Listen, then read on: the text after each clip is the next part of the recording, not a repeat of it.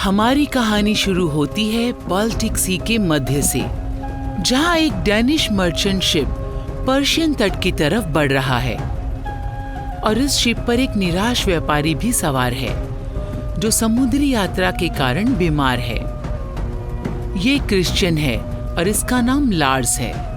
मध्यकालीन पुस्तकों में लिबर सेंसस डैनिया ने एक व्यापारी का उल्लेख किया है जिसने डैनिश के राजा किंग वॉल्डेमर सेकंड के कहने पर जासूसी करने के लिए बाल्टिक ट्राइब्स के इलाकों की यात्रा की। लार्स हमारे लिए हमारी आंख और कान का काम करेगा, उस देश में जहां यूरोप के आखिरी बुतप्रस्त रहे।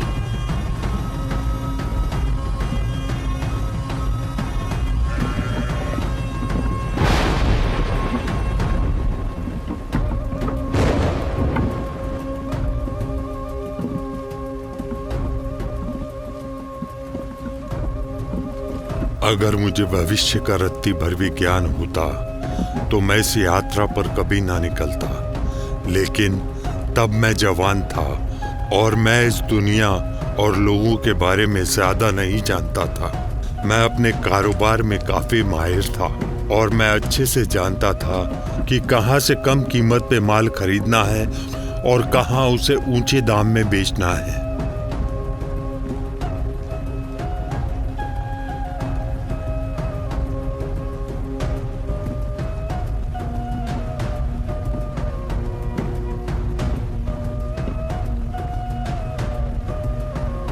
बंदरगाह पे मेरी मुलाकात एक बूढ़े व्यापारी से हुई जो मेरे पिता के दोस्त थे। वो वहाँ एम्बर खरीदने आए थे। जो सामान मैंने खरीदा था उन्होंने उसकी खूब तारीफ की और उन्होंने मुझे समझाया कि दूसरी जातियों के इलाके में वहाँ के लोकल गार्ड्स के बिना मैं घूमने ना जाऊं।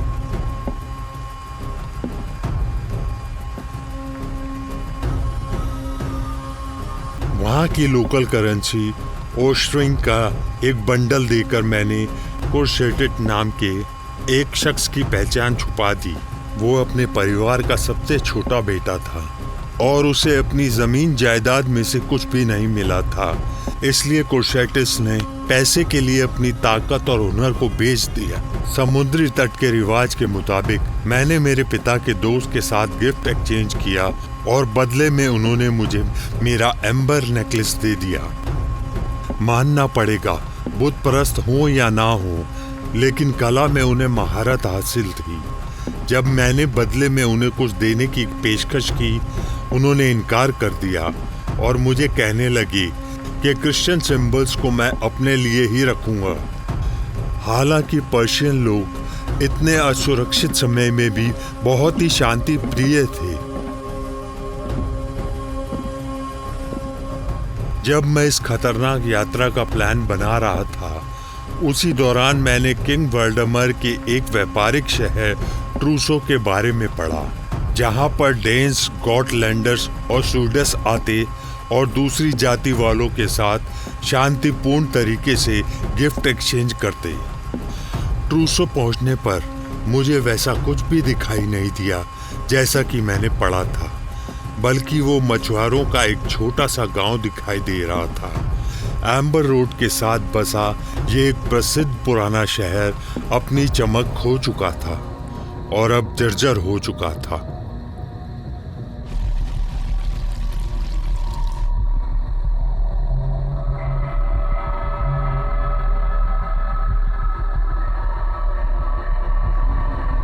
शाम होते होते मुझे एक बात का एहसास तो होने लगा था कि दूसरी जाति के ये लोग इतने भी भयानक नहीं हैं और ये पर्शियंस हम क्रिश्चियंस से कुछ ज़्यादा भिन्न नहीं हैं। लेकिन जल्दी ही एहसास को झटका लगा और मेरी सोच बदलने लगी जब मैंने जिस्म का खून जमा देने वाला नज़ारा देखा। इन पर्शियंस ने अपने धर्म गुरु को किसी अपराधी की तरह बंदी बना लिया था।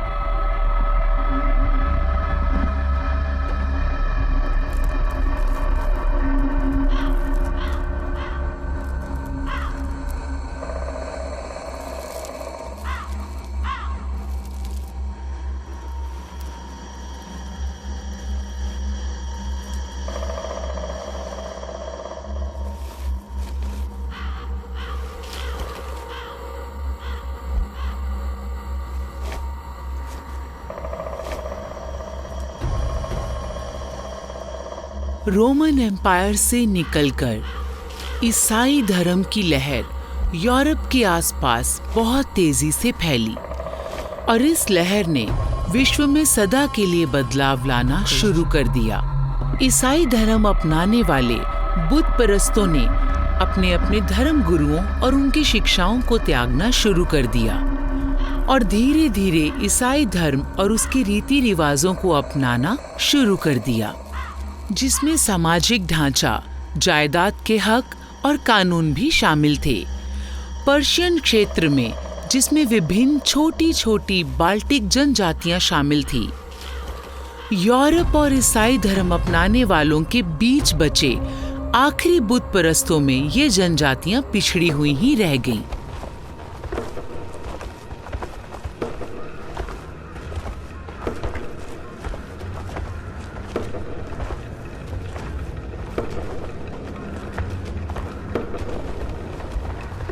जो कुछ मैंने देखा उससे मैं डर गया और मैं मेरा आखिरी कन्फेशन याद करने लगा, जब पादरी ने मुझे बोला था कि लार्स, बुत परस्तों को ईसाई बनाने का समय आ गया है। इन बुत परस्तों के इलाके में रहकर तुम उनकी हर बात हम तक पहुंचाओ। वहां रहकर बड़ी सावधानी से छोटी बात ध्यान से सुनो और बारीकी से देखो। हमें उम्मीद है कि वापस आकर तुम उनकी हर बात हम तक पहुंचाओगे। परमेश्वर तुम्हारे साथ है बेटा।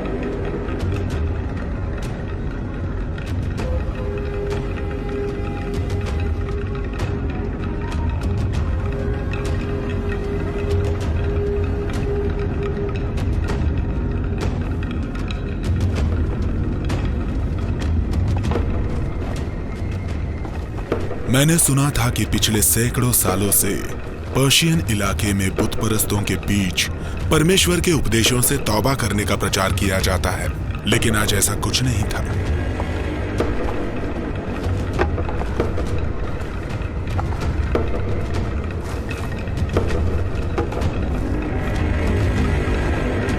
पुजारी का गुनाह केवल इतना ही था कि अनजाने में या बदकिस्मती से जलाने वाली लकड़ियां लेने वो पवित्र जंगल में चला गया था। एक किसान ने उसे देख लिया और उसके इस अपराध की शिकायत कर दी।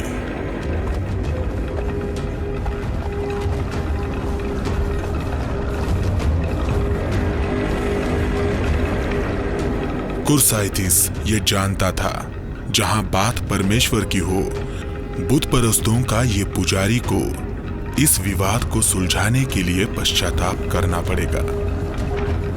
बुत परस्ती से ट्रायल ऑफ द गॉड्स का नाम देते थे, हालांकि हमारे ईसाई धर्म का इससे कोई लेना देना नहीं है। कोई बेगुनाह है या गुनहगार, इसका फैसला बुत परस्त जिस तरह से करते थे वो देखकर मैं दंग रह गया।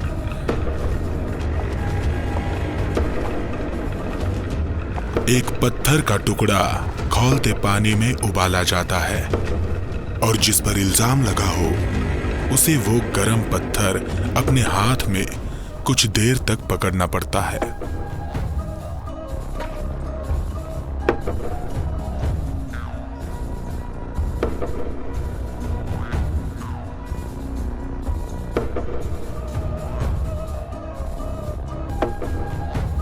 बदकिस्मती से पुजारी इतना गरम पत्थर अपने हाथ में पकड़कर कुछ देर नहीं ठहर पाया, इसीलिए उसे अपराधी घोषित कर दिया गया।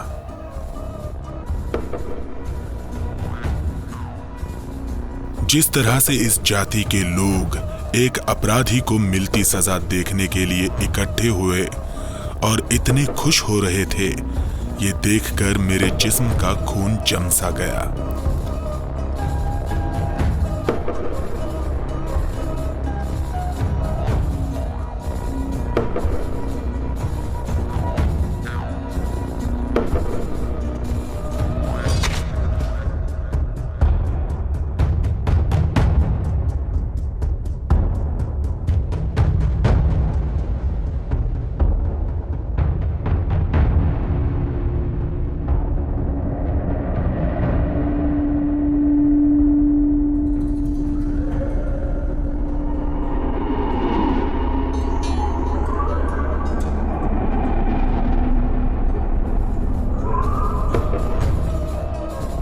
दूसरी बाल्टिक जनजातियों की तरह पर्शियंस ने भी पत्थरों, झरनों और पुराने पेड़ों जैसी कुदरती वस्तुओं से कुछ खास जगह बनाई हुई थी, जहां पर वो अपने धार्मिक रीति रिवाजों का आयोजन किया करते थे। लिखित कहानियों में पर्शियन लोगों के महत्वपूर्ण स्थानों का उल्लेख मिलता है। रामोडिया ऐसे स्थान पर जहां बुतप्रस्त पूजा करते थे,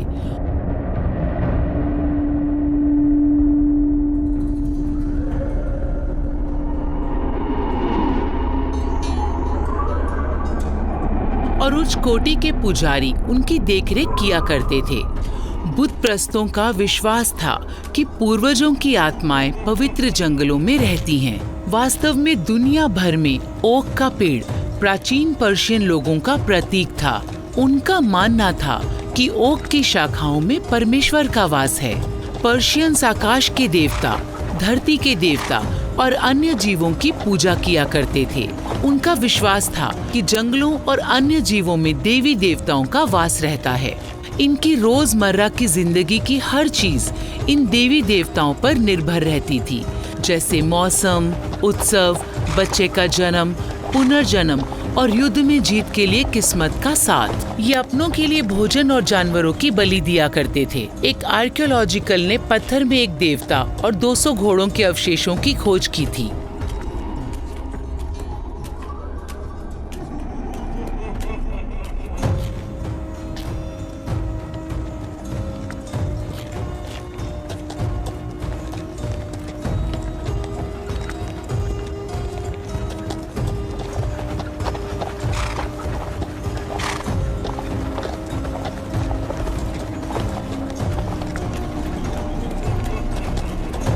लार्स की ये यात्रा गैलेंडियन और जेट विंग्स के बीच जारी थी।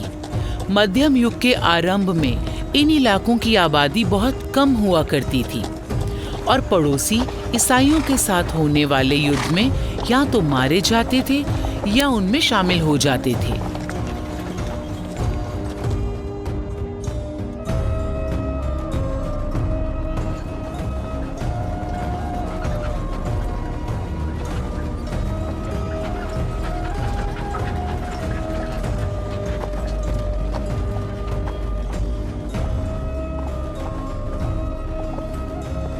गलेंडा की धरती पर बस कुछ ही लोग बचे थे, जो कि घने जंगलों से घिरे हुए थे और इनमें जंगली जानवर घूमते रहते थे।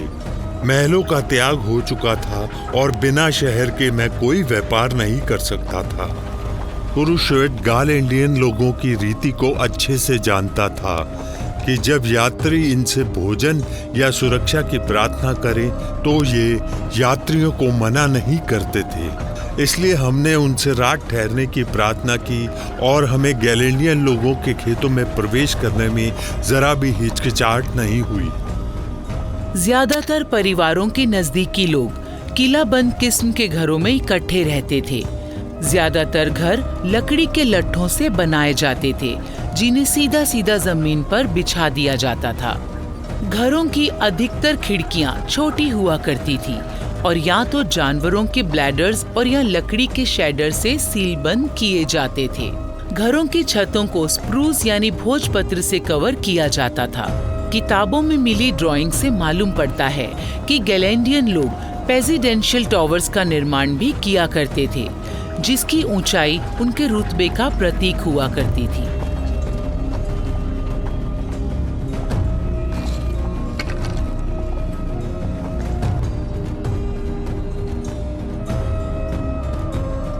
उनका खाना पीना लगभग हमारे ही जैसा था।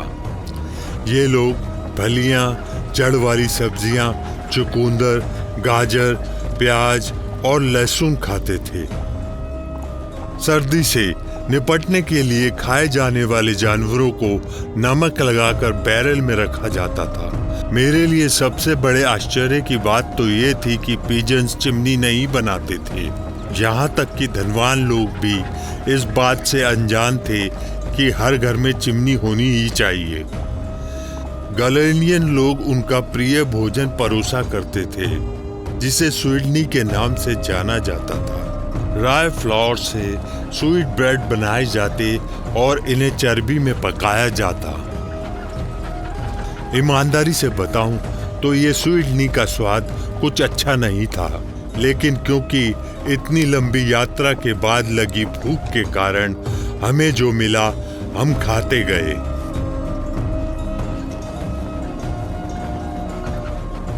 उस रात हमारी सेवा के लिए घर के मालिक की पत्नियां और उनके गुलाम हाजिर थे। अन्य बाल्टिक जनजातियों की तरह गैलेंडियन लोगों में भी एक से अधिक पत्नियां रखना आम बात थी। मैंने जो खास बात देखी कि हमारे मेजबान अपनी सबसे छोटी पत्नी की तरफ ज्यादा आकर्षित थे, जबकि सबसे बड़ी पत्नी घर की जिम्मेदारी संभालती और बीच वाली अपनी तरफ ध्यान खींचने के प्रयास करती रहती।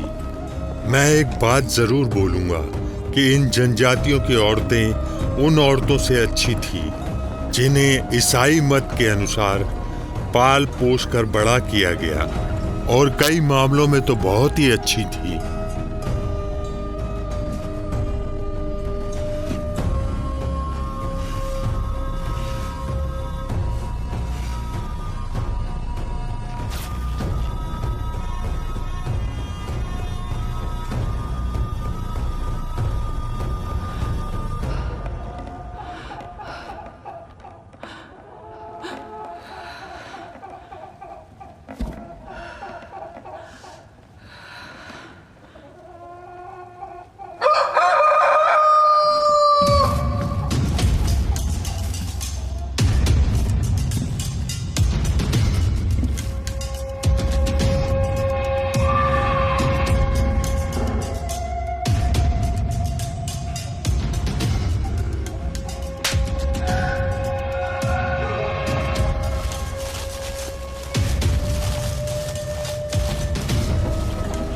अगली सुबह कुरुश्वेत बहुत परेशान था और उसने मुझे बताया कि कल रात को जो भी हुआ नौकर ने सब देख लिया। गैलेंडियन द्वारा की जाने वाली सेवाओं की भी एक सीमा रेखा थी, इसलिए हमें वहां से जल्दी निकलना था।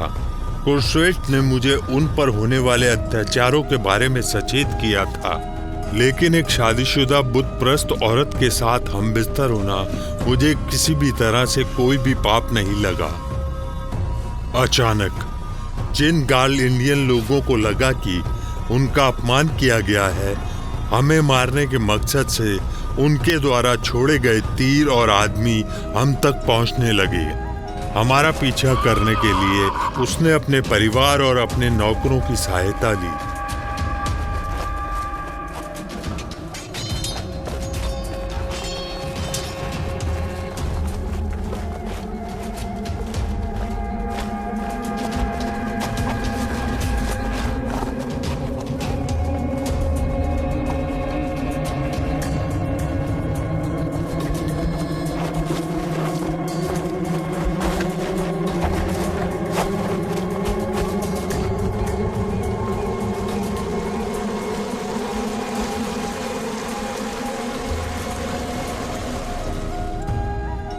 खुशकिस्मती से कुरुश्वेत को मालूम था कि पवित्र जंगल दरिया के उस पार है और गैलेंडियन लोग वहां घुसने की हिम्मत नहीं करेंगे।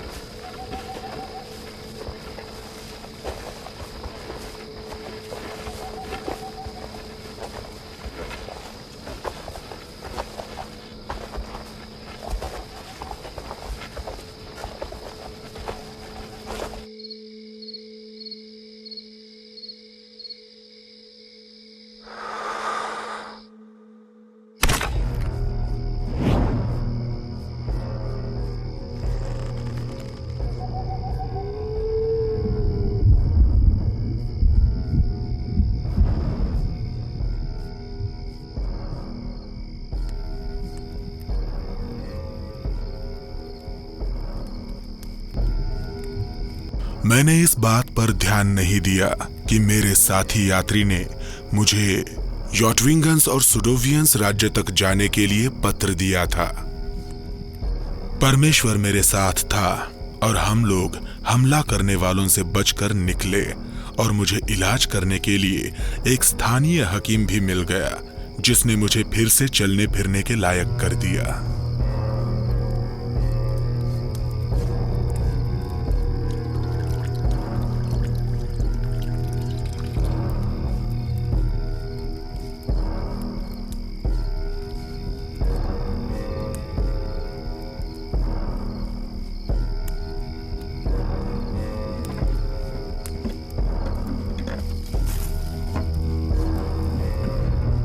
मध्यकालीन युग में छोटी से छोटी बीमारी या चोट से इंसान की जान भी चली जाती थी। खराब भोजन, कठोर मौसम और स्वच्छता की कमी या इलाज की कमी के कारण मनुष्य का औसत जीवन 25 से 30 साल तक का ही था। बचपन सबसे मुश्किल भरा होता था और आधे से ज्यादा बच्चे जिंदा नहीं रह पाते थे।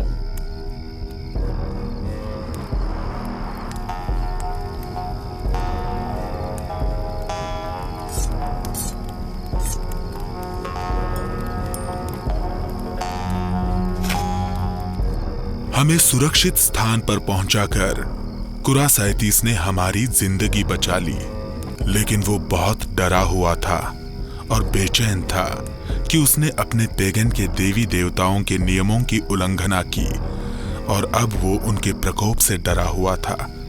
पश्चाताप करने के लिए कुरासाइटिस ने अपने सिर के बालों की बलि दे दी। ऐसा करके उसने कुछ समय के लिए खुद के रुतबे को गिरा दिया और गुलामों जैसा रूप बना लिया।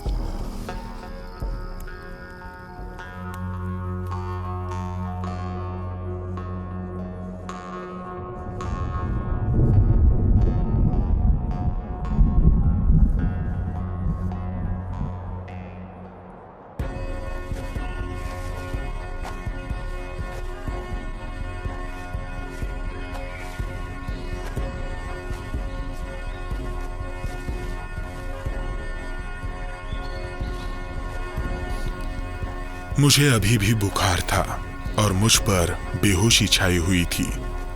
बाद में कुरासाइटिस ने मुझे बताया कि मेरे ये जख्म किसी मनुष्य के भरने से नहीं भरेंगे, इसलिए हमें सहायता के लिए पेगन के देवी देवताओं की शरण में जाना होगा। उनके धर्मगुरु जातवी ने मुझे ठीक करने के लिए बकरी की बलि दी। ये रस्म मुझे किसी पार्टी की तरह लग रही थी, क्योंकि उन्होंने मेरे पैसों से हिरण खरीदा और उनकी जाति के हर व्यक्ति ने इसमें हिस्सा लिया। बुत परस्तों के देवता मुझे बहुत डरावने लगे। हम अपने देवता के सत्कार में उसे ब्रेड और वाइन की भेंट चढ़ाते हैं और इनके देवता जानवरों की बलि और खून मांगते हैं।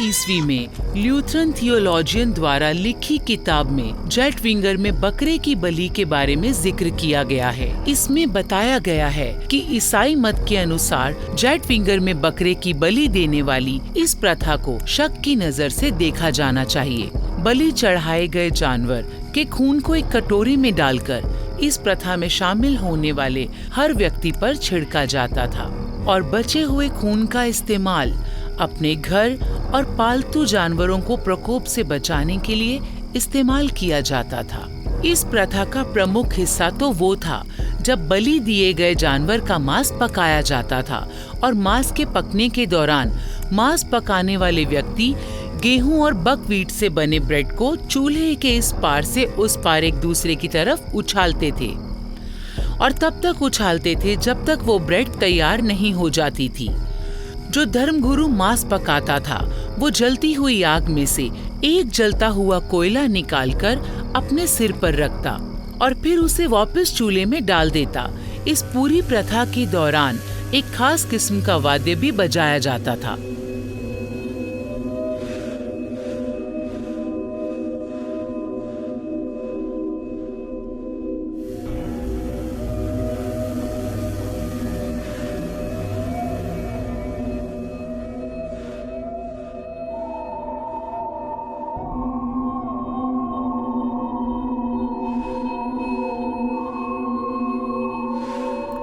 जख्म चमत्कारी ढंग से भर गया और मेरी खोई हुई ताकत फिर से लौट आई।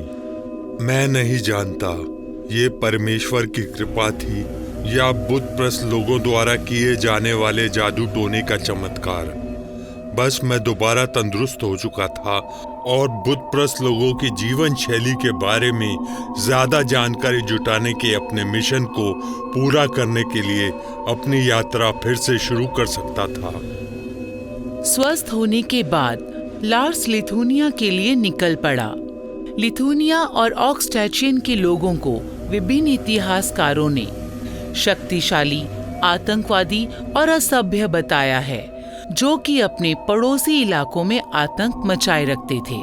लिथुनिया के हेनरी क्षेत्र के इतिहास में बताया गया है कि साल 1205 में लिथुनिया के तकरीबन 2000 घुड़सवार एस्टोनियन इलाके की तरफ लूटपाट किया करते थे और वापसी में व्यापारिक शहर रीगा को बर्बाद करने के लिए निकलते थे।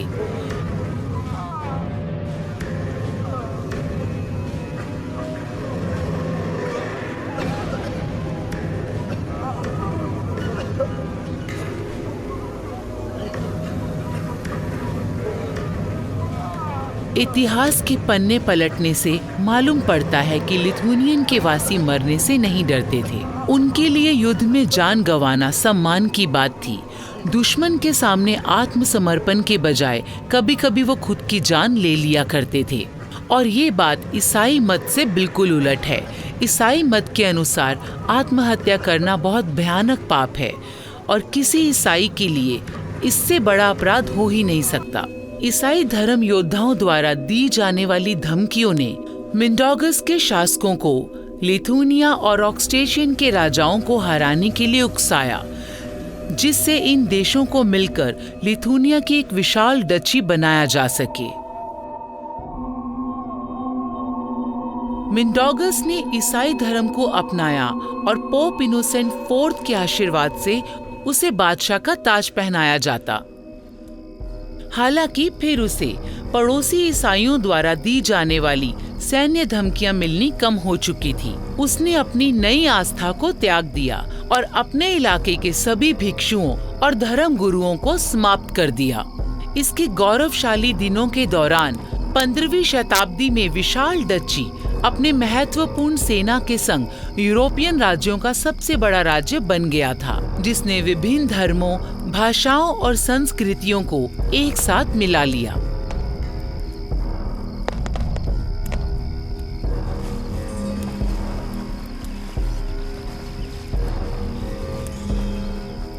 मैं कर्नावे पहुंचा, जिसे लिथुनिया की विशाल डची में सबसे विशाल और महत्वपूर्ण माना जाता था। ना ही कुर्साइटिस और ना ही मैंने कभी 5 किलो वाला नगर देखा था। संभव है कि मैं डेनमार्क वापस जाऊंगा, तब ये सब सुनने वाले स्तब्ध रह जाएंगे।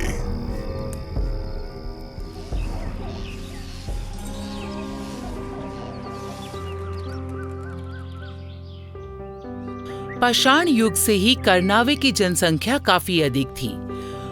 मध्यकाल की अन्य बस्तियों की तरह यहाँ पर सुरक्षा दीवारें नहीं थी, किंतु मर्शी नदी के निकट दलदली भूमि थी। अपनी इस लाभकारी भौगोलिक स्थिति के कारण ये नगर सुरक्षित था। शांतिमय समय के दौरान यहाँ के निवासी किले के नजदीक बने गांव में रहते थे।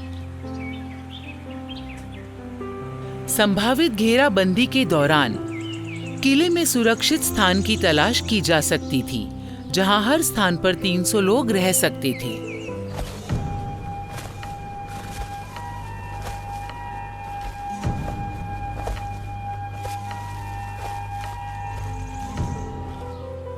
और फिर मैंने कर्नेव को पीछे छोड़ दिया।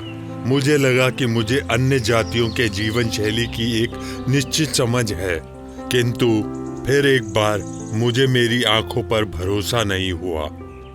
मैंने यहाँ पूर्वी या बिजेंट पुजारियों के बारे में सुना और ये देखकर मुझे बड़ी हैरानी हुई कि वो लोग इस नगर में चर्च बनाने में कामयाब हो गए थे। एक कैथलिक होने के नाते ये पूर्वी आस्था मेरे लिए अनजान थी। मुझे उम्मीद थी कि मैं यहाँ के पादरी से बात कर पाऊंगा, क्योंकि हम लोग एक ही परमेश्वर को मानते हैं।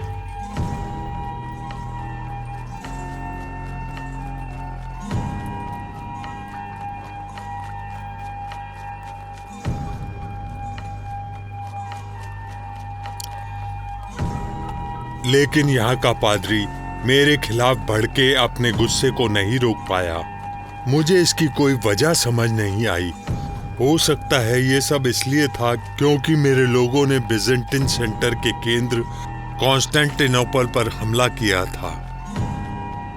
शायद वो हर कैथलिक पर ऐसे ही गुस्सा होते होंगे, लेकिन सच में मैं भी नहीं समझ पा रहा हूँ, या मैं हमारी उस हरकत को सही ठहराने में सक्षम नहीं हूँ। लेकिन हाँ का मतलब हाँ। मैं कर्नवे में कुछ घोड़े खरीदने में कामयाब हो गया, जिससे हमारी आगे की यात्रा आसान और तेजी से पूरी हो पाएगी। मैंने वो वस्तुएं भी खरीद लीं जो मेरे दिमाग में थीं। घोड़ों का व्यापारी अपने नजदीकी इलाकों में काफी मशहूर था। उसने मुझे मशवरा दिया कि मुझे उत्तर की तरफ जाना चाहिए, जहां काफी शाही महल मौजूद हैं और जहां और शानदार नदी बहती है जिसका नाम दाउगावा है।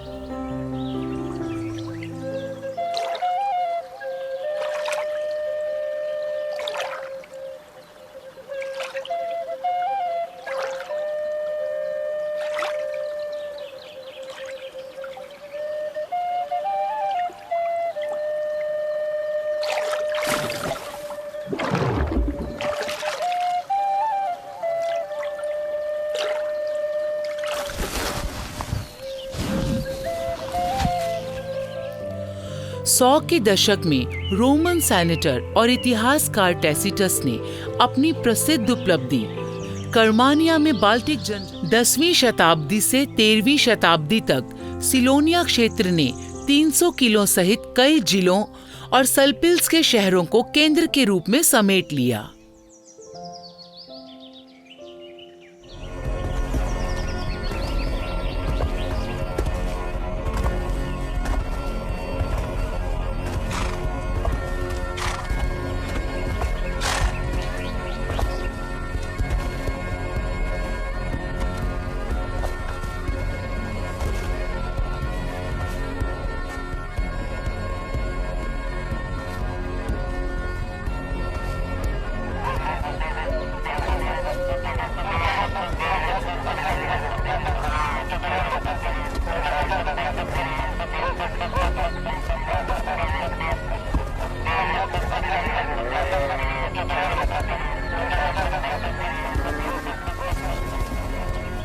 सेलोनिया में मैंने कुछ अविश्वसनीय घटनाएं देखी जो ईसाई धर्म में असंभव थी।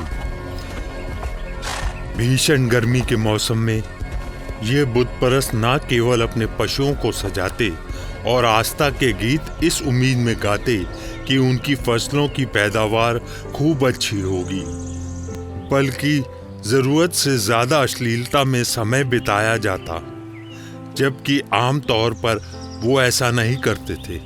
मुझे ऐसा लगा जैसे हर जगह परमेश्वर की निंदा ही निंदा हो रही है, और जिनमें अनेकों स्त्री और पुरुष शामिल हैं। बुत परस्तों की ये मान्यता सही हो सकती है कि संपूर्ण गर्मी का मौसम महिलाओं के गर्भवती होने का उत्तम समय है। फिर जो बच्चे मार्च में पैदा होंगे उनका नाजुक शरीर वसंत की धूप में सांस लेगा, और जानवरों के लिए भी उनकी सही मान्यता थी।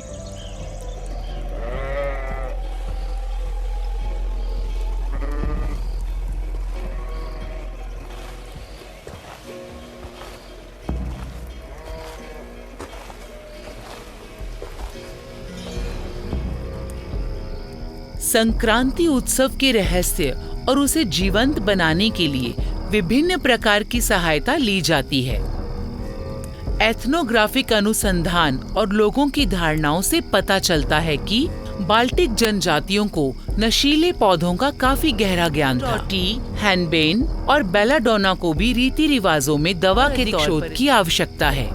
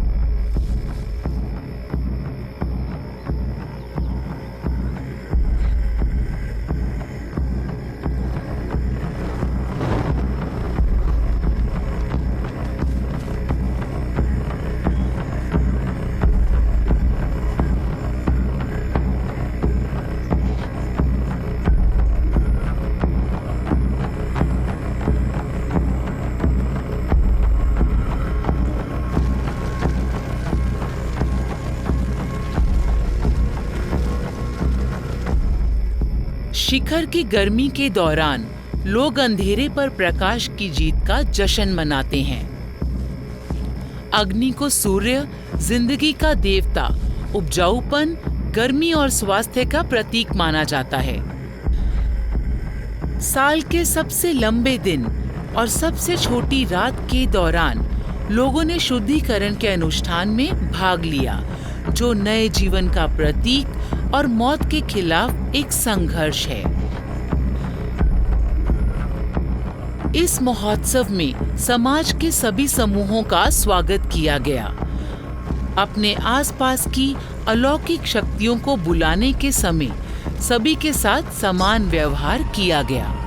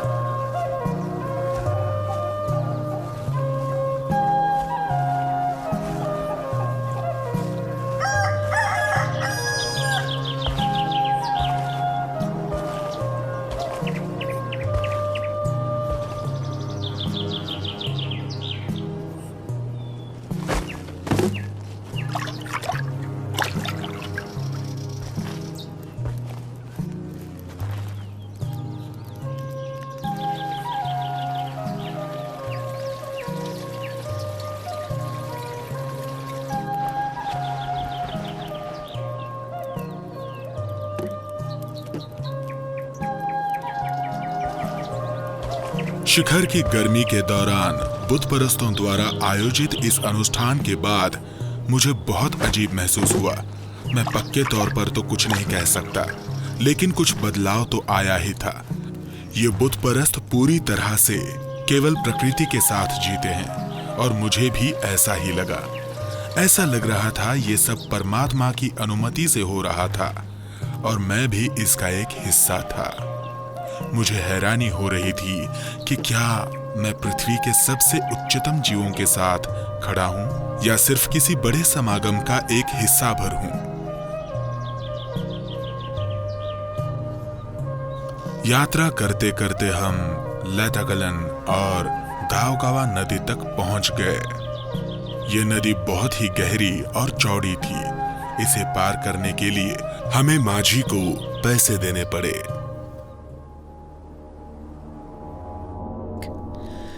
तेरहवीं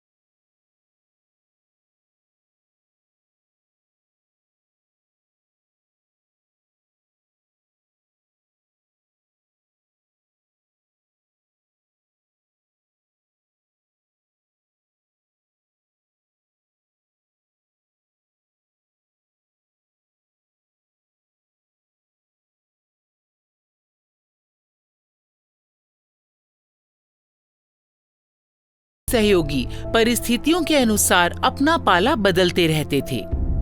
लेटविया के इतिहासकार हेनरी ने पारंपरिक यूरोपीय हमलों का वर्णन किया है।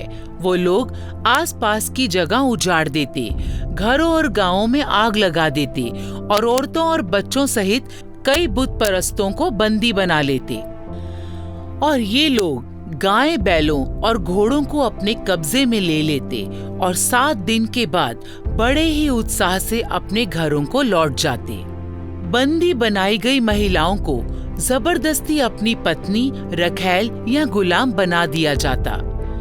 सबसे बड़े दुश्मन के सिर को किसी ट्रॉफी की तरह सजाया जाता और बाद में उस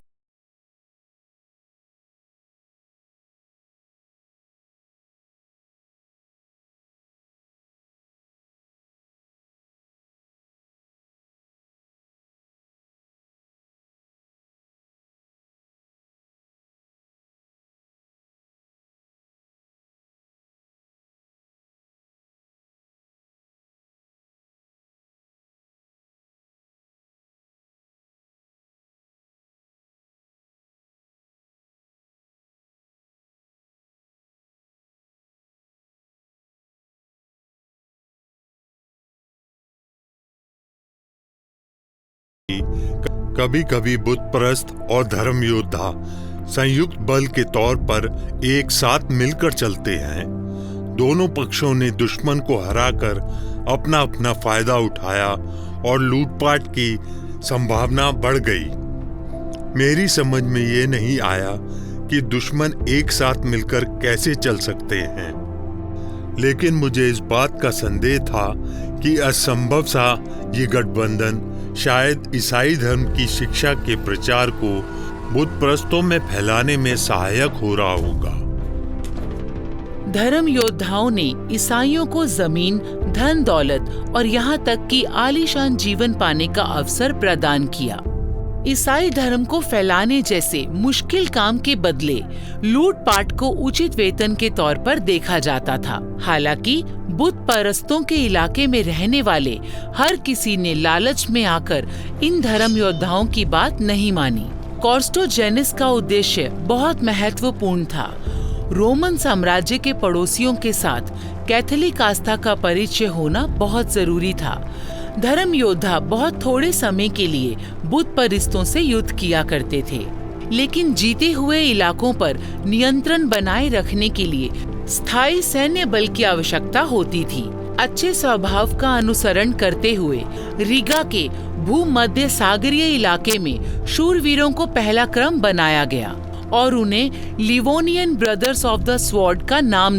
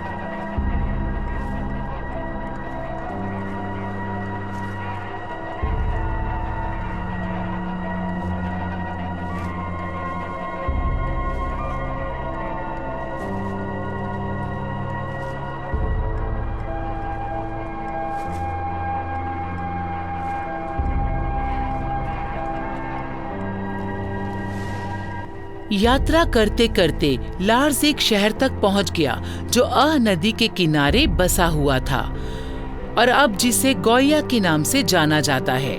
गोया और डौगवा के आसपास के इलाकों में फिनो-अग्रिक जनजातियां रहती थीं।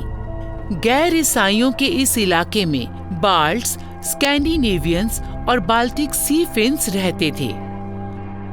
ना तो फिन्स और ना ही लिवोनिया के लोग बाल्ट थे, लेकिन बाल्ट इलाकों का मध्यकालीन इतिहास इलाके में रहने वाली फिनो-अग्रिक जनजाति के बिना अधूरा है।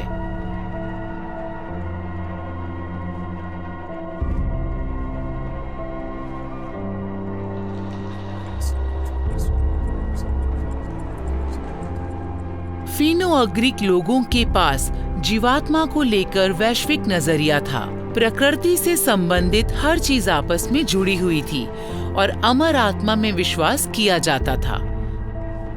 हो सकता है बाल्ट्स ने फिन्स और लिवोनिया के लोगों से सीधे कई मिथक देवताओं को अपनाया हो, जैसे धरती, जंगल, हवा और समुद्र।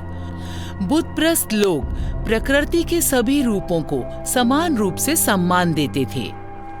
ऐसा माना जाता है कि बुतप्रस्त पेड़ों, चट्टानों, हवा आदि को शाब्दिक या वास्तविक रूप में पसंद नहीं किया करते थे। उनकी पूजा करने वाली चीजें कुछ किसी ऐसी खिड़की जैसी होती थी जिसके दोनों तरफ देखा जा सकता हो।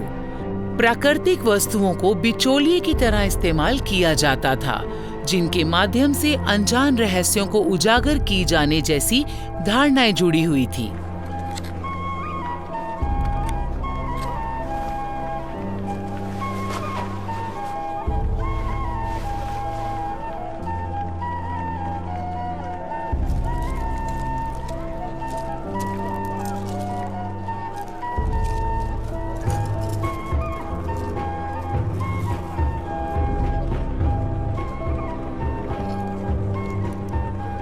मैंने खुद को लिवोनिया के बहुत बड़े व्यापारिक बाजार में पाया, जो कि टूरोडिया के किले से बहुत ज्यादा दूर भी नहीं था, जिसे टोर का बाग भी बोला जाता है। मैंने नमक के एक व्यापारी से बात की जो जर्मन से आया था। उसने मुझे शिकायत के तौर पर बताया कि बुत परस्तों के साथ व्यापार करना कितना मुश्किल है, क्योंकि हर शासक बिकने वाली हर वस्तु पर कुछ पैसों की वसूली करना चाहता है। एक व्यापारी होने के नाते मैंने उसका दर्द समझा और उसकी उम्मीद में सहमति जताई कि एक दिन इस इलाके में भी हर काम ठीक से होने लगेगा। मुझे यहाँ की स्थानीय भाषा बिल्कुल नहीं आती थी, लेकिन फिर भी यहाँ व्यापार करने में कोई परेशानी नहीं हुई। पूरी दुनिया में इशारों की भाषा का इस्तेमाल किया जा रहा था।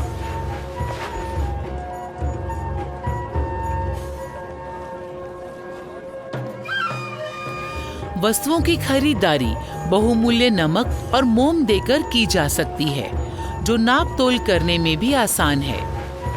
बाल्टिक समुद्री क्षेत्र के आसपास खरीदो फरोख्त के लिए जिस मुद्रा का इस्तेमाल किया जाता था वो 200 ग्राम चांदी का एक टुकड़ा था, जिसे ऑजरिंग कहते थे।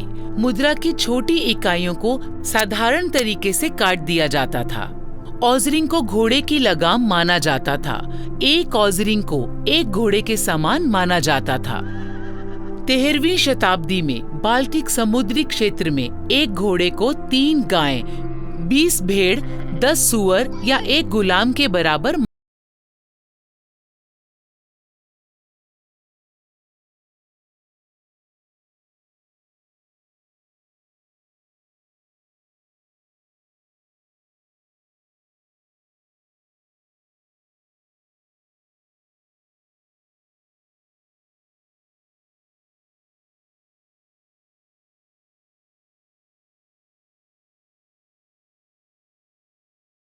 से चमकाया गया है, जो मोम इन बाल्स ने इकट्ठा किया था।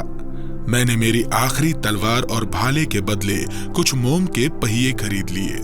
मैं इन्हें डेनमार्क ले जाकर बेचने और अपना भाग्य बनाने की योजना बना रहा था, और मैं चाहता था कि इसमें कुछ मोम मैं अपने खुद के आनंद के लिए रख लूं। फर, अनाज और लिनन जैसी उच्च मांग वाली वस्तुओं के अलावा तुराइदा की मंडी में महिला गुलामों की पेशकश भी की जाती थी। कुर्साइतिस ने एक महिला गुलाम को पहचान लिया और उसको लेकर मुझे इशारा किया। गलिंडियन जमींदार की दूसरी बीवी को यहां देखकर मेरी हैरानी की सीमा ना रही। उस बेचारी को गुलाम की तरह बेच दिया गया था, लेकिन मैं ना तो अपने बिस्तर और ना ही अपने घर में उसकी कल्पना कर सकता था। इसलिए मैंने एक दूसरी दासी को चुना। वो देखने में बहुत सुंदर थी और जैसा कि व्यापारी ने बताया कि वो स्वभाव से विनम्र और आज्ञाकारी है।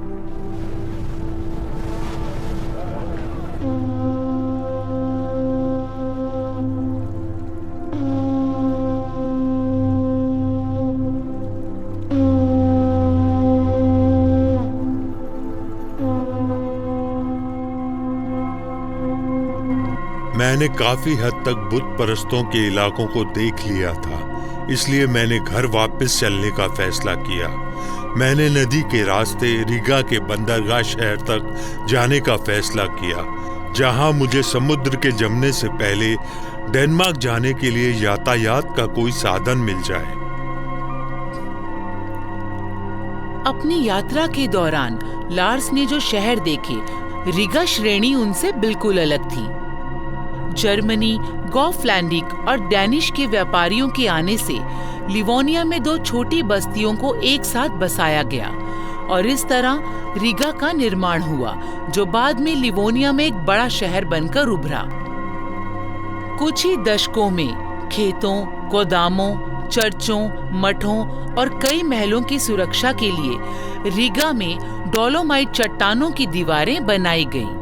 लिखित सूत्रों के अनुसार रिगा का वर्णन दुश्मनों की भूमि पर एक प्रवासी चौकी के रूप में किया गया है और शैतानी इलाकों में ईसाइयों का दुर्ग गर्व से ऊंचा खड़ा है।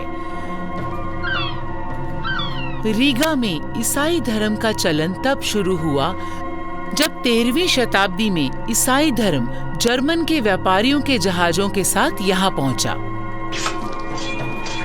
व्यापारी लोग बुत परस्तों के बीच कोई प्रचार करने नहीं आए थे, बल्कि वो तो इस इलाके में नशे के व्यापार के लिए नए रास्ते बनाने के लिए आए थे।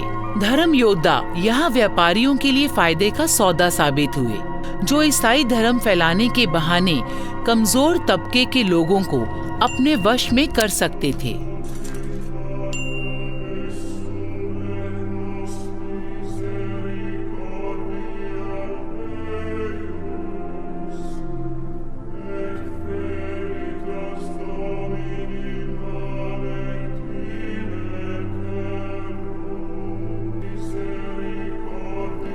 सबसे पहले लिवानी और फिन्स का सामना इन व्यापारियों से हुआ था। ये लोग बाल्टिक सागर के पूर्वी भागों की पहली जनजाति भी थी, जिन्हें ईसाई धर्म अपनाने के लिए मजबूर किया गया। बुत परस्तों को जबरन ईसाई बनाया गया। इन बातों में विरोधाभास है और इतिहास इसका गवाह है। ईसाई धर्म में अपनी मर्जी से और जबरन दोनों का वर्णन मिलता है। लिथुनिया और इतिहासकार हेनरिक बताते हैं कि कैसे बुत परस्तों का जनसमूह ईसाई धर्म में परिवर्तित हुआ, लेकिन इसके बाद ईसाई धर्म को बहुत ज्यादा तवज्जो नहीं दी गई। इसी इतिहासकार ने बताया है कि कैसे लिवोनिया के कुछ निवासियों ने ये सब नकार दिया और समारोह समाप्त होने के बाद डाउगवा नदी में डुबकी लगाकर कुछ का शुद्धिकरण किया। उनका विश्वास था कि ऐसा करके वो ईसाई धर्म को जर्मन वापस भेज रहे हैं।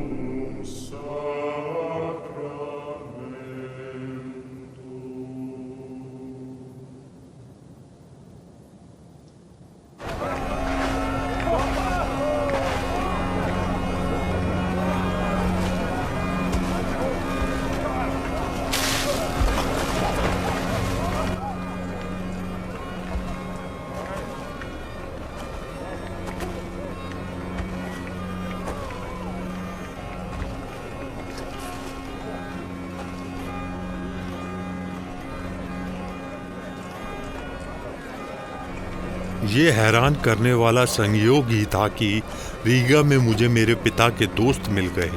ये वही व्यापारी थे जिन्हें मैं ट्रूसो में मिला था। उन्होंने बताया कि रीगा बहुत कम समय में डेनमार्क और गॉटलैंड जैसा बड़ा शहर बन चुका था। उन्होंने मुझे समझाया कि जितनी जल्दी हो सके जर्मनी और गॉटलैंड के व्यापारियों के साथ रिश्ता बनाना शुरू कर दूं। उन्होंने समझाया कि रशियन और कॉन्स्टेंटिनोपल के व्यापारियों का रास्ता सुरक्षित करने के लिए जर्मनी के व्यापारी जल्दी डाउगावा पर अपना कब्जा जमा लेंगे। बाजार में एक जगह मैंने रंगमंच का प्रदर्शन देखा। ये एक चलता फिरता रंगमंच था जिसमें एक दुभाषीय का इस्तेमाल किया जा रहा था। इस नाटक में परमेश्वर के दूत और ईसाई धर्म की उत्पत्ति के बारे में बताया जा रहा था। लेकिन जब मैंने दर्शक बने बैठे बुत परस्तों की तरफ ध्यान दिया तो मुझे समझ आ गया कि दर्शकों में किसी को भी नाटक देखने का मकसद समझ नहीं आ रहा था। उन्हें आंतरिक शांति और अनंत जीवन का मार्ग दिखाया जा रहा था।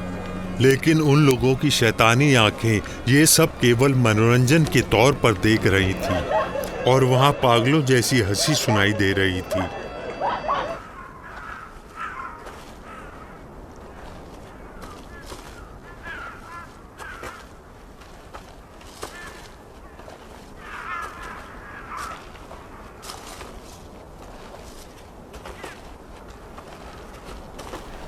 बुत परस्तों के इलाकों से गुजरते इतनी लंबी और कठिन यात्रा करने के बाद मैं थक चुका था। जाहिर है मेरे जिस्म का हर हिस्सा थकान से टूट रहा था। इसलिए मैंने दाओगवा के सिस्टरशियन संतों के पास जाने का फैसला किया, जो दिमाग और शरीर दोनों को दुरुस्त करना जानते थे।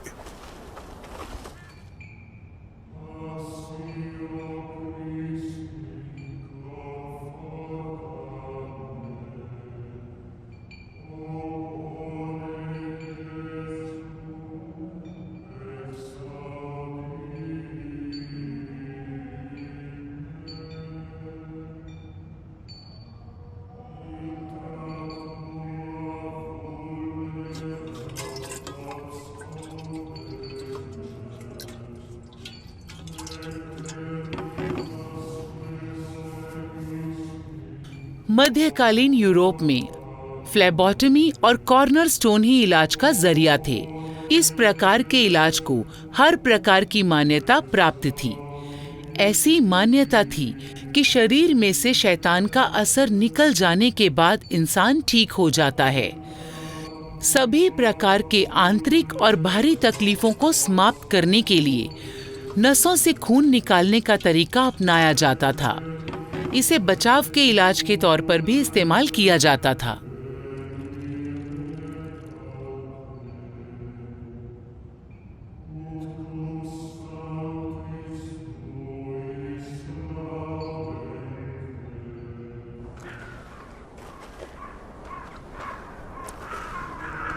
मुझे अभी भी बहुत कमजोरी महसूस हो रही थी, लेकिन मैं आंतरिक तौर पर बहुत मजबूत था और घर जाने के लिए तैयार था। हम लोग रीगा की तरफ जा रहे थे कि अचानक घटी एक घटना ने हमें रोक दी।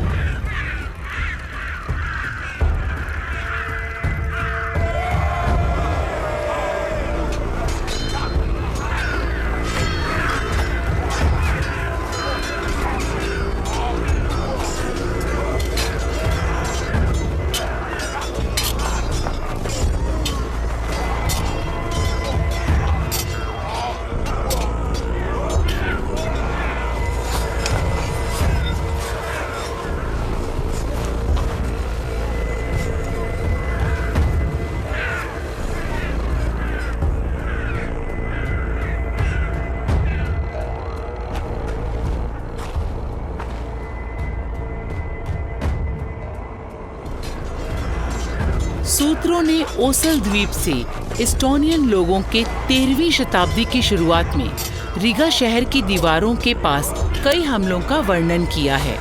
इतिहास में इन हमलावरों को ओसेलियंस कहा जाता है। वो ईसाइयों से खास तौर पर बुरा व्यवहार किया करते थे। उन्होंने जर्मनी के पुजारियों को प्रताड़ित किया, नए लिवोनियन ईसाइयों का अपहरण कर लिया और उनके किलों को लूट लिया।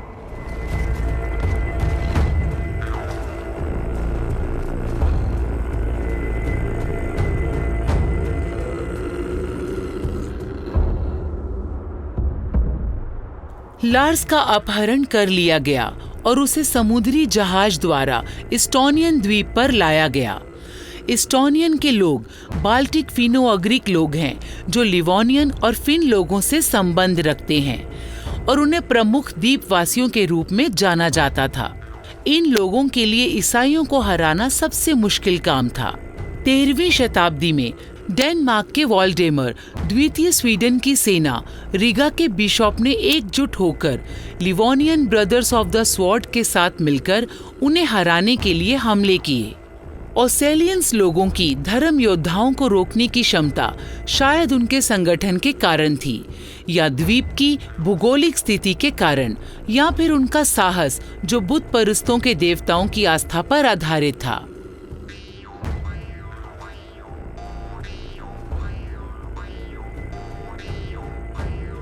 लिवोन और एस्टोनियन लोगों के लोक गीतों में उनके देवताओं के नामों का जिक्र आता है। एक पुराना मिथक विचार हमें बताता है कि दुनिया शाश्वत पेड़ के इर्द गिर्द घूमती थी और आसमान में तारे जुड़े हुए थे।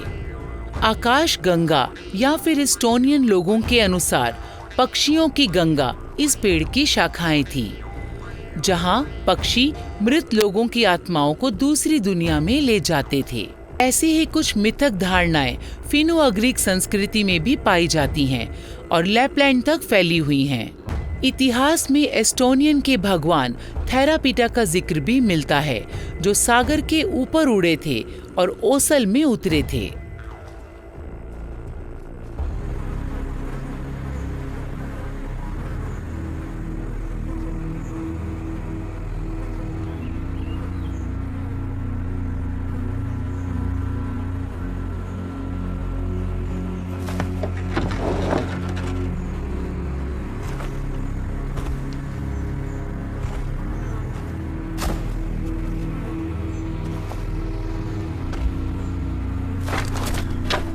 मैं मेरे दूसरे साथियों से अधिक भाग्यशाली था कि उन्होंने मुझे जान से नहीं मारा, मेरे पिता के दोस्त की मौत मेरे लिए बहुत दुखदाई दुर्घटना थी, क्योंकि उन लुटेरों ने डेनमार्क के 2 आदमियों के लिए काफी बड़ी फिरौती मांगी होगी। अपने समय का सम्माननीय व्यापारी आज एक गुलाम बन चुका था। हमारे साथ किले में रहने वालों जैसा व्यवहार किया जाता था, कोई दुर्व्यवहार नहीं होता था, लेकिन खाने को बहुत ज्यादा अच्छा नहीं कहा जा सकता।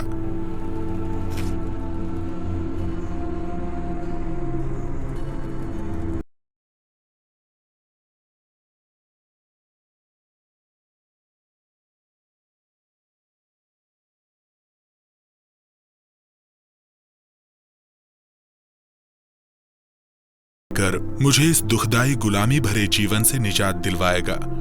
दूसरे कैदी जो यहाँ काफी समय से गुलाम बनकर रह रहे थे, उन्होंने मुझे बताया कि अगर तुम काम बढ़िया से करोगे तो तुम्हें घर का चेयरमैन बना दिया जाएगा। फिर मैंने बढ़िया से काम किया। मैं तुयू के नजदीक लोहार के लिए काम करके भाषा सीखी। उनके स्थानीय लोगों ने अयस्क निकाला और इसे पिघलाकर लोहा बनाया। जब मैंने तलवारें खरीदी थी, मैंने कभी नहीं सोचा था कि लोहा कहां से आता है। ओसेल पर दलदले अयस्क की खुदाई और उसे निकालना मेरे लिए सबसे कठिन कामों में से एक था।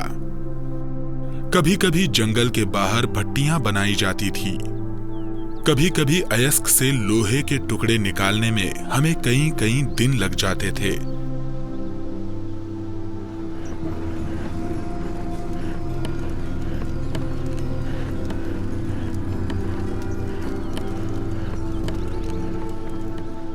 लोहार के यहाँ काफी आसान काम था। जहां मुझे लकड़ी जलाना और पानी लाना होता था, मुझे घंटों तक भट्टी को हवा देकर आग को जलाए रखना होता था। मैंने उस लोहार के लिए और भी बहुत सारे काम किए। समय के साथ साथ मेरा और उस लोहार का प्यार बढ़ता गया और वो मुझे एक पिता की तरह प्यार करने लगा, बल्कि एक माँ का प्यार भी मुझे उससे मिलने लगा। उस लोहार को अपने गांव में भी बहुत मान सम्मान मिलता था। कोई आश्चर्य नहीं कि घोड़े हमेशा धीमा दौड़ते थे। महिलाएं कांसे के जेवरों से सजी रहती थी, सुइयों से कपड़े सिला करती थी।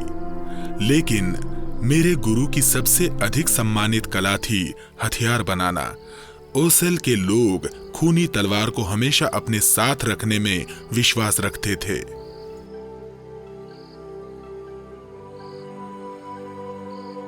सूत्रों द्वारा किए वर्णन से मालूम पड़ता है कि ओसेल के एस्टोनियन लोग ईसाई धर्म के सबसे अधिक कट्टर दुश्मन थे। लिथुनिया के इतिहासकार हेनरी ने एक निर्मम घटना का जिक्र किया है। एस्टोनियन लोगों ने ईसाइयों के किले के जिंदा चेयरमैन का दिल निकाल लिया।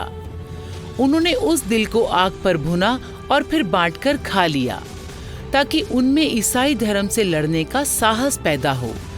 फिर उन्होंने उस मृत शरीर को कुत्तों और गिद्धों के खाने के लिए छोड़ दिया। हम दावे से नहीं कह सकते कि ऐसा सच में हुआ था या फिर बुत परिस्तों की ये कोई काल्पनिक कहानी है।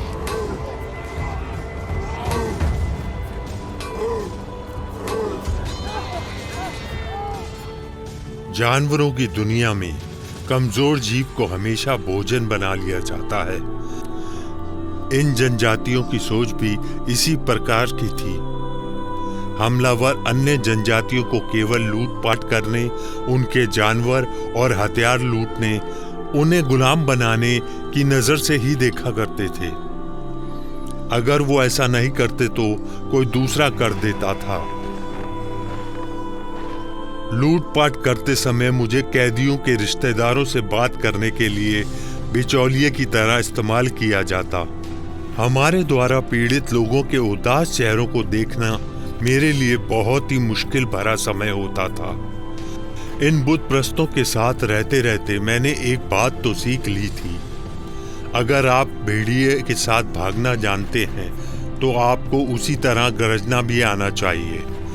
जैसे जैसे उनकी नजर समुद्र से हटी, ओसल के लोग तबाह होते गए। वो खुद को बचाने के लिए पड़ोसियों की सेना में भर्ती हो जाते। मुझे लगने लगा था कि मैं भी उसल के लोगों के बराबर हो गया हूं, लेकिन मुझे किसी साधारण जानवर की तरह बेच दिया गया।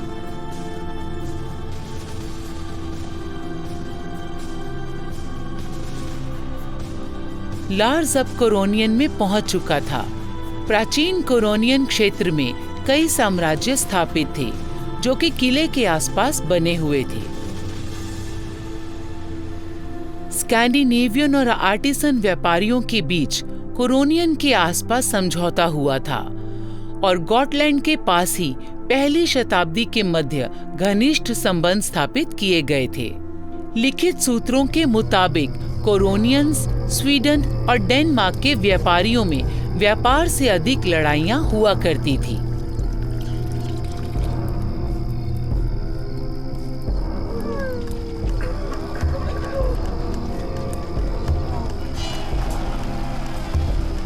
कोरोनियन लोगों ने सदियों तक बाल्टिक सागर के इलाकों पर शासन किया, लेकिन 13वीं शताब्दी के बाद से उत्तरी जर्मन के व्यापारियों ने पहले से चल रहे व्यापारिक बाजारों पर अपना नियंत्रण करने के लिए धर्म योद्धाओं से फायदा लिया, बाद में जिसे हैनियाटिक लीग के नाम से जाना जाने लगा। ये सोचकर कि उनकी ताकत लगातार घट रही है, 1210 में कोरोनियन वासियों ने ईसाइयों के गढ़रिगा पर धावा बोल दिया। 3 दिन की और कोरोनियन वासियों को मैदान छोड़ना पड़ा। जबरदस्ती कोरोनियन के इलाके में घुस गई। उन्होंने अपने मृत लोगों के शवों को इकट्ठा किया और वहीं आसपास लगभग 3 दिन बिताए, जहां उन्होंने मृतकों की मौत पर शोक व्यक्त किया और उनका अंतिम संस्कार भी किया।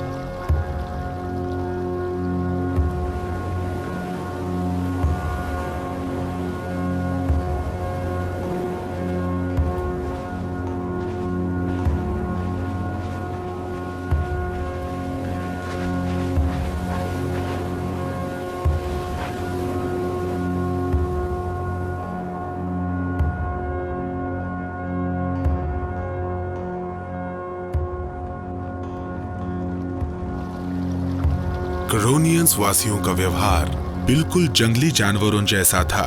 वो किसी भी कीमत पर अपने जंगल छोड़ने को तैयार नहीं थे और वो अपने पालतू मवेशियों की तरह यहीं रहना चाहते थे। और उन्होंने एक सबक और सीख लिया था, अगर आप उन्हें हरा नहीं सकते तो उनके साथ चले जाओ। जर्मनी, डेनमार्क और स्वीडन के साथ युद्ध में भयानक रक्तपात से बचने की उम्मीद में कोरोनियंस वासियों ने पोप के आशीर्वाद से ईसाई धर्म को अपना लिया।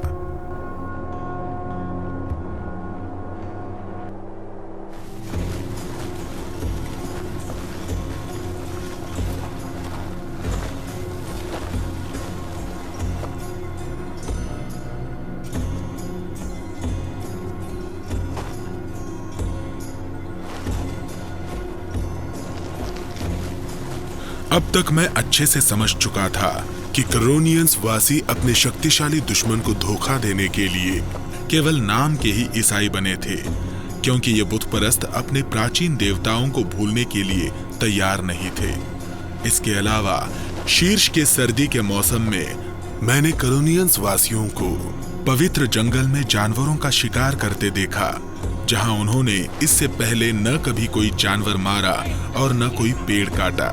सर्दी के सबसे छोटे दिनों के दौरान बुतपरस्तों ने चेहरों पर मास्क पहन लिए, इस विश्वास से कि उनके पूर्वजों की आत्माएं स्पष्ट दिखाई देंगी, जिस कारण वो अपने मृतक रिश्तेदारों और भगवान से बात कर पाएंगे। लैमिकीन्स को पता चला कि उनकी पड़ोसी जनजाति सैमोगिटियंस के लोग जर्मनी के धर्म योद्धाओं से युद्ध करने का इरादा बना रहे थे, इसलिए उसने सैमोगिटियंस के राजा विकिंतस को बड़ी मात्रा में हथियार बेचने की पेशकश की। इस सच के बाद कि वो अक्सर आपस में लड़ते रहते थे और एक लाभकारी संयुक्त समझौते के लिए ये लड़ाई बाधक नहीं थी, मैं खूब हंसता अगर मुझे इस बात पर रोना नहीं होता कि कैसे अलग अलग तरीके से मेरे भाग्य ने मेरे रास्ते में बाधाएं पैदा की हैं। लैम्किंस ने मुझे महंगी वाइन के लिए बेच दिया, जो चमड़े के एक थैली में भरी हुई थी।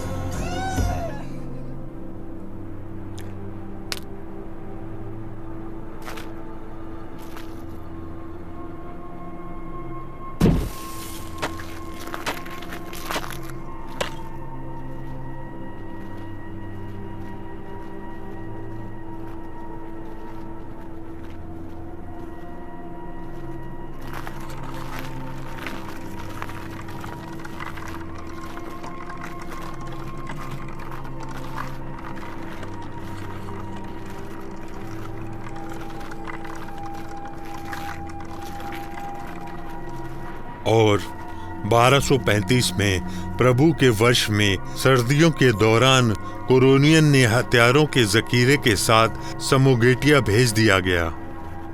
यूक्विकेंटस अपने बड़ों के साथ आगे आगे चल रहा था और हम उसके पीछे पीछे धीरे धीरे चल रहे थे, क्योंकि हमारे साथ सामान भी था।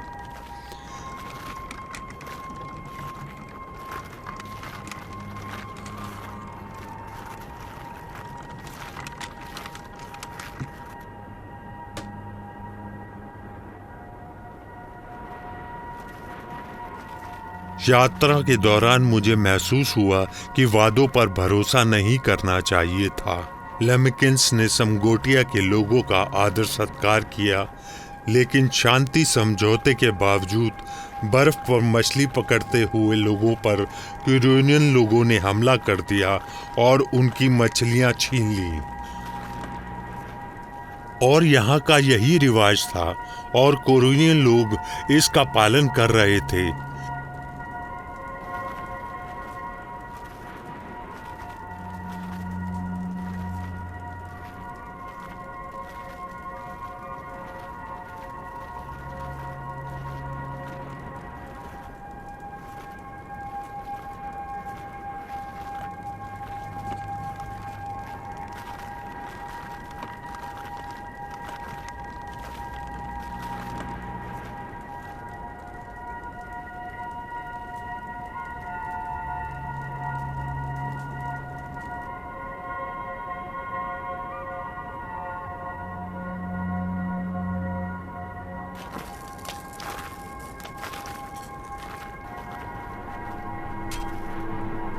हमारा रास्ता मुश्किल और खतरनाक था, क्योंकि पिघल जाने के कारण बर्फ काफी पतली हो चुकी थी। इसमें किसी को भी कोई हैरानी नहीं हुई और हमारे में से कुछ लोग बर्फ पर चलकर निकल गए और कुछ बदनसीब लोग इस बर्फीले पानी में अपनी जान गंवा बैठे।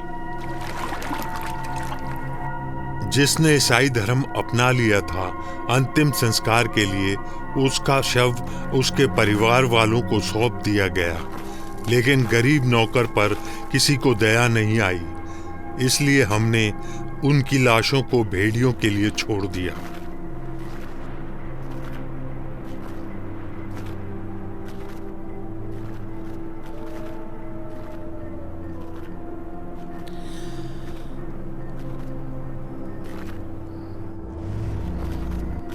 लार्स, जो अब सामान को साथ लेकर सैमोजेटिया जा रहा था।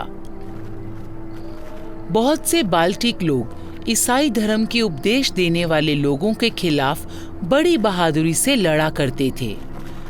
धर्म युद्ध के दौरान जर्मनी व्यवस्था के प्रचार को रोकने के लिए सैमोजेटिया को भी युद्ध के मैदान में बदल दिया गया और उन लोगों ने 200 साल तक बिना डरे बड़ी बहादुरी के साथ युद्ध किया। सैमोजेटियंस लोगों को यूरोप के आखिरी बुत परस्त जनजाति के तौर पर जाना जाता है, जिन्होंने 15वीं शताब्दी में ईसाई धर्म को अपना लिया था।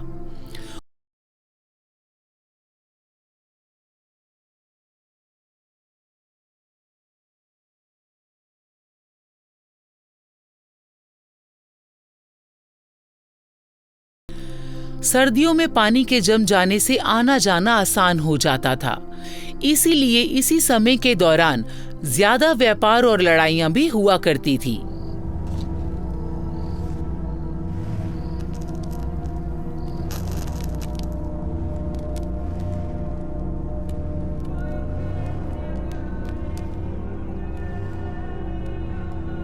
शोक सभा के दौरान मैं सैमोगेशियन के गांव पहुंचा, क्योंकि ये सब मैंने बुत परस्तों के इलाके में पहले भी देखा हुआ था, इसलिए मुझे कुछ ज्यादा हैरानी नहीं हुई। मृतक के शरीर पर अंतिम संस्कार के समय पहनाए जाने वाले कपड़े और जूते पहनाए गए थे और अंतिम संस्कार में शामिल होने के लिए उसका शव एक टेबल पर रखा हुआ था, जबकि उसके परिवार के लोगों ने खाया पिया और उपवास रखा। पूरी रात लोगों ने शोक व्यक्त किया और रिश्तेदार विलाप करते रहे। मरने वाले की पीछे छूट गई हर चीज की लिस्ट बनाई गई, जैसे कि बीवी, बच्चे, भेड़ें, गाय, घोड़े, बत्तखें और बाकी का सामान। उन्होंने रात भर शराब पी और प्रार्थना की कि उनके जो रिश्तेदार पहले मर चुके हैं वो मृतक का स्वागत करें। वहां पर केवल मृत व्यक्ति ही शांत था।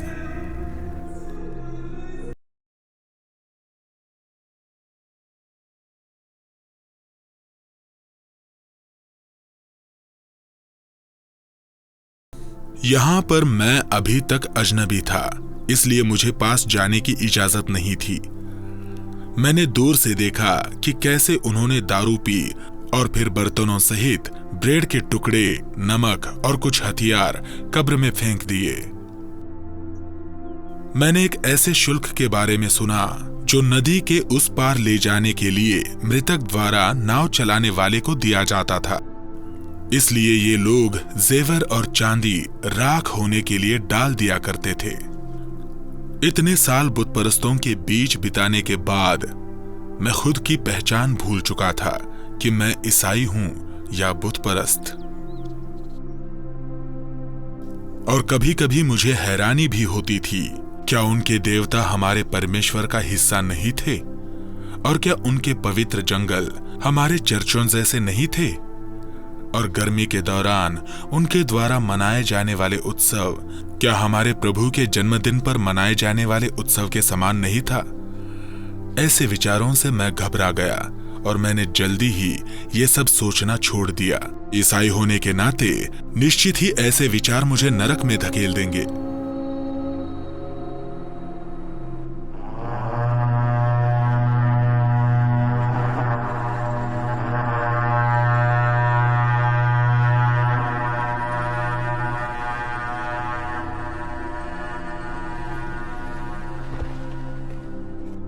बड़ी संख्या में धर्मयोद्धा सहयोगियों की तलाश में समुद्र किनारे उतरे थे।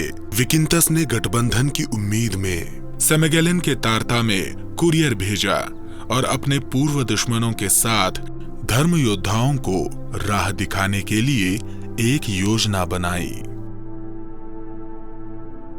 मुझे अजीब सा एहसास हुआ जब मैंने सुना कि धर्मयोद्धाओं के युद्ध के प्रयास सफल हो रहे हैं। क्या मेरे आजाद होने का समय आ गया है?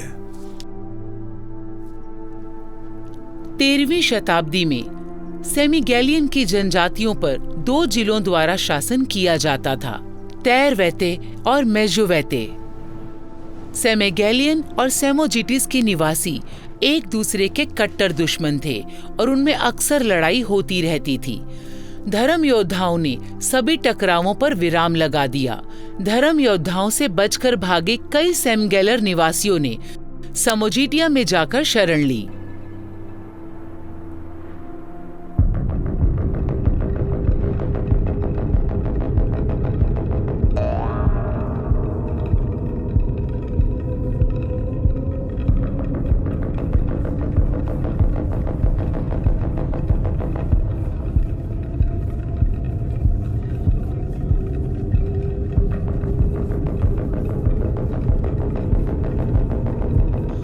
बुत परस्तों द्वारा भविष्य के बारे में मालूम करने का तरीका मैं पहले भी कई बार देख चुका हूँ। वो लोग जानवरों की हड्डियों को आग में गिरा देते थे और धुएं की दिशा पर ध्यान लगाते थे और धुएं से उभरने वाली आकृतियों के अनुसार फैसला करते थे कि युद्ध के लिए जाया जाए या घर पर ही रुका जाए।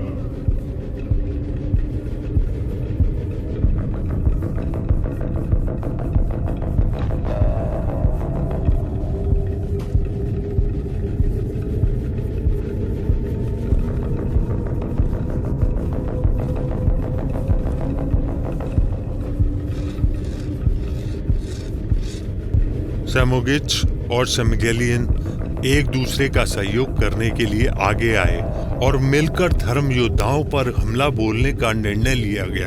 धर्म योद्धाओं ने लुथुनियन में लूटपाट मचाई और वो रीगा की तरफ लौट रहे थे ताकि वो सर्दी से पहले पहले उत्तरी जर्मनी में अपने घरों की तरफ कूच कर जाएं। धर्म योद्धाओं पर किया जाने वाला ये हमला एक ही बार में ही उन्हें हराने के मकसद से तैयार किया गया था। मेरे लिए यहाँ से निकल भागने का यही एक मौका था। समुगीटियन के मुखिया ने मुझे कहा कि हम तय करेंगे कि हमारा जीवन कैसा होना चाहिए और हमें किस भगवान की पूजा करनी चाहिए। हम विदुषियों के शासन में नहीं जीना चाहते।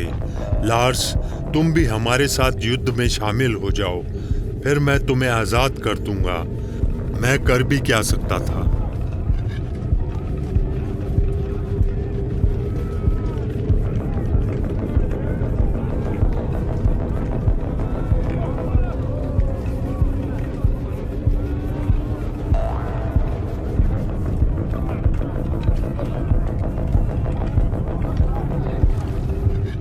मैं ये पाप का भागीदार बनने जा रहा था कि उस सर्वशक्तिमान परमेश्वर को मुझे इस तरह की सजा देनी चाहिए। इसका जवाब मुझे कभी नहीं मिलेगा।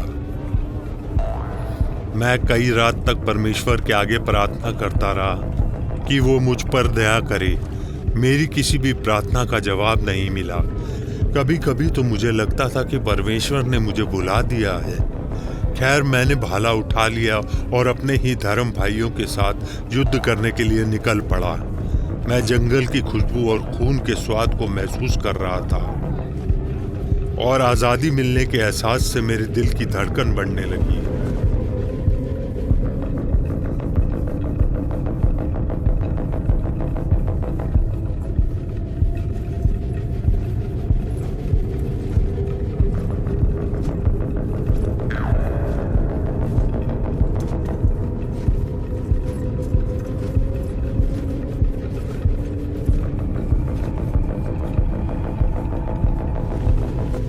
हम जानते थे कि हमारा सामना धर्म योद्धाओं की पूरी टोली से होगा और मेरे सभी धर्म भाइयों के हाथ में तलवारें होंगी, लेकिन हमारी संख्या भी कम नहीं थी। लुथेनियन, समुगेटियन और सेमगलर के लोगों को मिलाकर हमारी संख्या 5000 के लगभग थी। हमने भोर के समय हमला करने की योजना बनाई और हमारे फायदे के लिए दलदली भूमि का उपयोग करने का फैसला किया।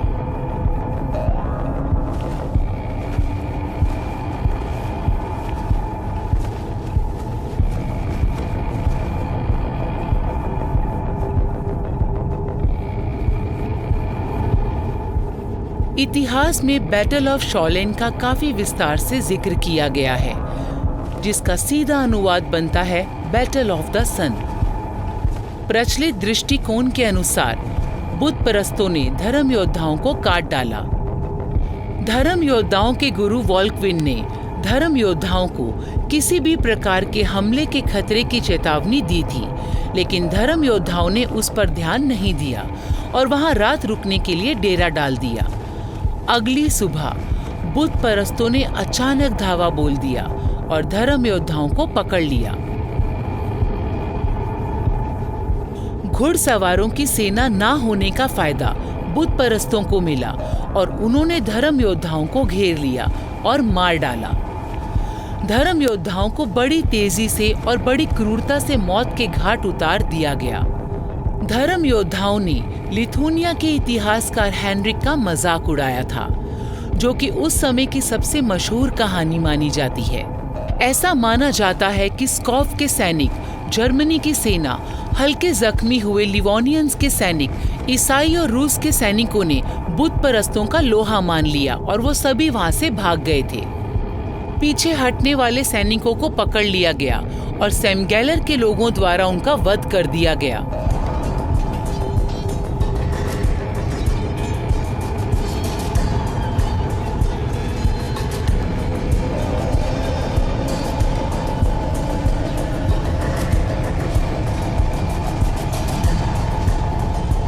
शॉलिन के युद्ध में धर्म योद्धाओं के हर आदेश को समाप्त कर दिया गया, लेकिन नई सेना ने जल्दी उन्हें बदल दिया।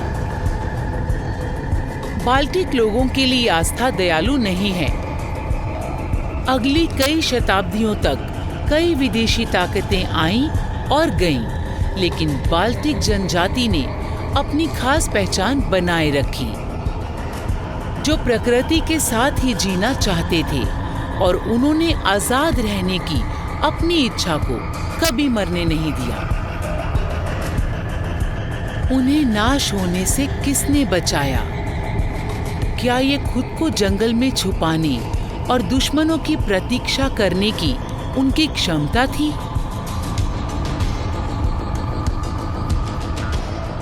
शायद ये उनकी ताकत, दृढ़ता और जीवित रहने की इच्छा शक्ति ही थी जो उन्हें अपने पूर्वजों से विरासत में मिली थी।